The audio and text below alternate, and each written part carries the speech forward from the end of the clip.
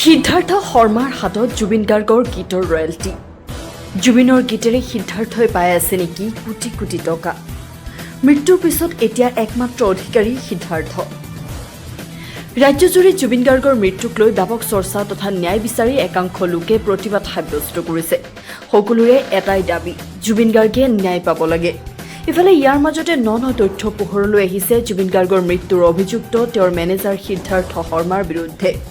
দৰাচলতে জুবিন গাৰ্গৰ মেনেজাৰ সিদ্ধাৰ্থ শৰ্মাই YouTube, Spotify, Apple Music, Jio' Saavn, Gaana আদি প্লেটফৰ্মত লাখ লাখ প্ৰশংসকে ষ্ট্ৰীম কৰা গীতৰ পৰা প্ৰতি বছৰে কোটি কোটি ৰয়েলটি লাভ কৰি থাকিব পাৰে।